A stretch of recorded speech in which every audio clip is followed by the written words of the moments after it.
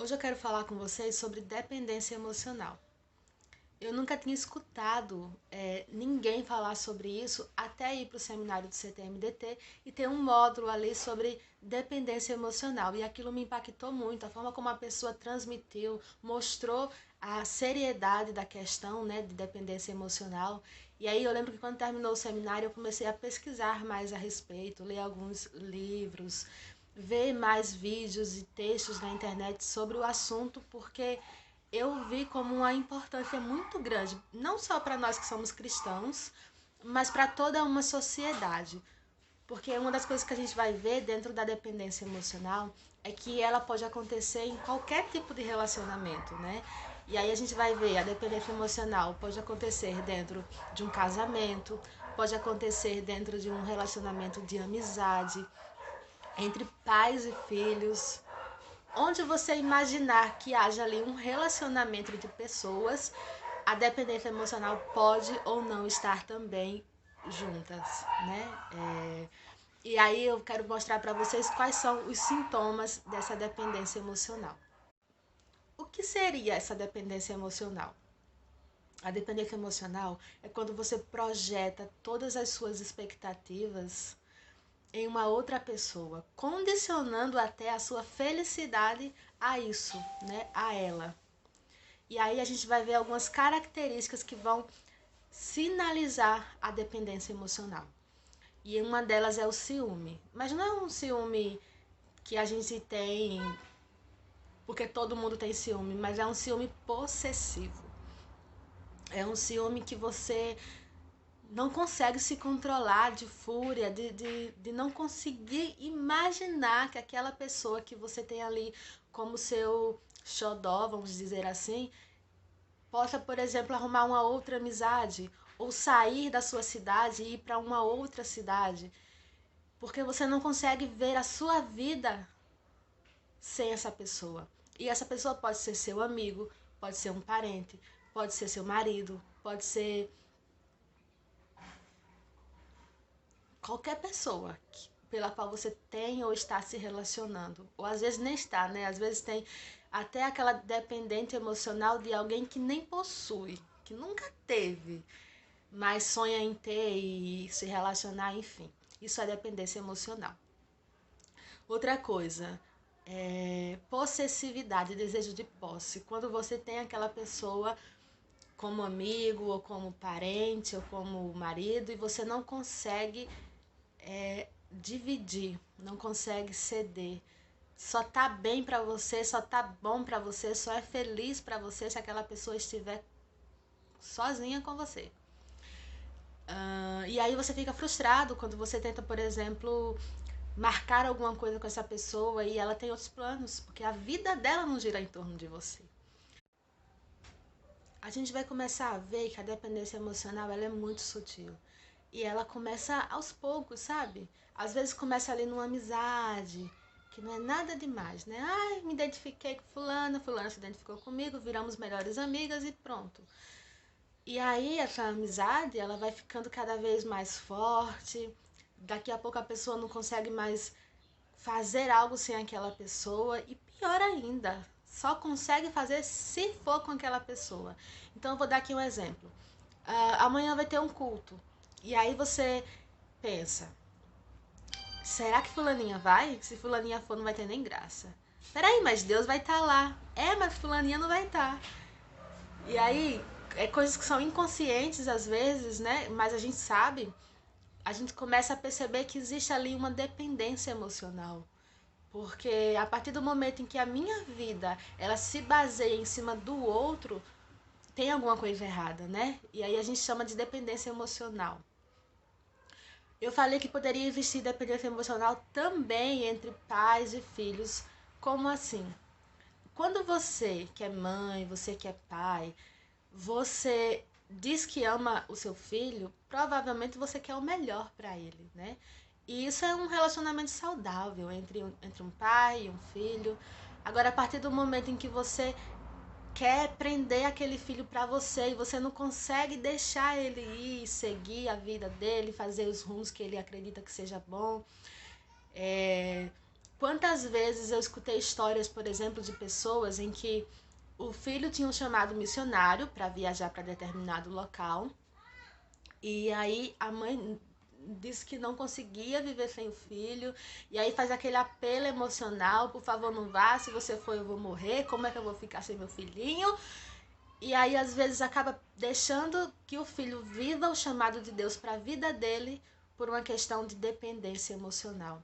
E às vezes não é só da mãe a dependência, mas do filho também. Às vezes tem tantos planos e projetos de Deus para a vida daquele filho, mas ele não consegue viver os planos e os projetos de Deus porque ele está ali limitado ao colo, ao aconchego da mãe. Isso também é um problema muito sério, porque deixar de viver aquilo que Deus tem para a sua vida, porque você acha que estar com seus pais, estar com a sua mãe é a melhor segurança, é algo a se pensar a respeito, né? Então, a dependência emocional ela é muito sutil e ela acontece de forma que vai evoluindo, né? À medida que vai sendo alimentada, ela vai evoluindo. E aí o negócio começa a ficar mais complicado, porque a sua felicidade vai depender de um outro ser. E quando a nossa felicidade se baseia num outro ser, a dependência emocional já abrangeu todas as categorias possíveis que você imaginar. Então vamos tomar cuidado quanto à forma como a gente tem se relacionado com as pessoas, o local onde a gente tem colocado essas pessoas, a importância que a gente tem colocado e dado a essas pessoas. Primeiro porque não é nem só você que é prejudicado, mas a pessoa também é prejudicada porque ela não suporta. Ela não foi feita para ser adorada, ela foi feita para adorar. Ela não foi feita para ser alicerce de ninguém. Ela foi feita para estar sendo alicerçada a Deus, assim como o dependente emocional também foi feito para estar sendo alicerçado em Deus. Então, às vezes a gente quer colocar tudo aquilo que só Deus pode suprir numa pessoa. E por isso acontece a dependência emocional. Precisamos ter muito cuidado com isso. Eu digo que ninguém está livre de passar por uma dependência emocional. E aí o que a gente tem que fazer, né, para que quando isso acontecer, quando isso ocorrer, a gente, além de identificar e poder vigiar a respeito, saber lidar com as situações. Acho que a primeira coisa é a gente começar um processo de se amar, se respeitar, entender que é suficiente em Deus e não em uma outra pessoa. Quando você olha para você e diz: eu não dependo do outro para ser feliz, eu não preciso do outro para me sentir bem ou para projetar meus planos, meus futuros, minhas metas. Não. O outro é importante? Com certeza, né? Longe de mim querer dizer isso, espero que vocês não entendam esse vídeo dessa forma. O outro é sim importante, assim como você também é importante. Mas a tua felicidade não pode depender disso, porque, né, nem faz sentido, na verdade. A gente precisa depender de Deus e a nossa felicidade, o nosso estar bem, tem que ser ligado, direcionado a Deus, porque Ele suporta, porque Ele tem carga suficiente para suprir as nossas necessidades. O outro não, né? Eu acho que é um sufocamento terrível quando você se sente ali num estado de se ver, de ter alguém que depende de você. Lembra que eu falei que onde houvesse relacionamento poderia existir uma dependência emocional ou não? Eu lembrei aqui agora, quero comentar com vocês sobre isso também. Pode existir dependência emocional entre líder e liderado. E isso eu acho muito grave porque não é só de uma parte, mas de ambas. Um liderado pode ficar viciado em todas as situações ou circunstâncias em que ele passa por problemas ou dificuldade, sempre recorrer ao líder. E não tem problema você procurar um líder para falar sobre os seus problemas, sobre suas dificuldades. A questão é quando você acha que só esse líder é capaz de resolver o seu problema. E aí a gente tem um problema muito grave, né? Ou então quando o líder se sente ali necessitado daquele liderado para se sentir alguém útil, alguém que pode resolver problemas, que pode ajudar pessoas. É uma dependência que parte dos dois lados. A gente tem que tomar muito cuidado com isso também para que não ocorra. Somos pessoas que podemos ajudar os outros, com certeza.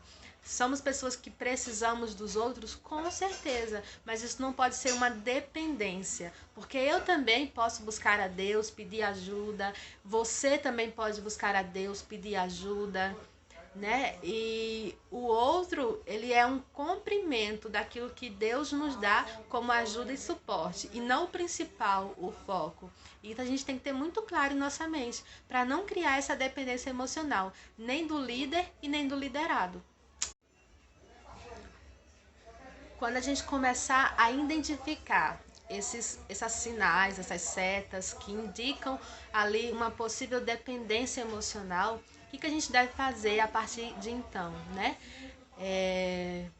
Evitar, cortar, né? Se começar a perceber que está entrando ali numa dependência emocional, Jesus, misericórdia, tenha misericórdia da minha vida, me ajude, me livre disso, porque para construir uma vida saudável, para construir um bom relacionamento com o outro, tem que não haver essa dependência emocional, precisa não ter essa dependência emocional, esse apego excessivo, possessivo, que sufoca não só você, mas o outro também.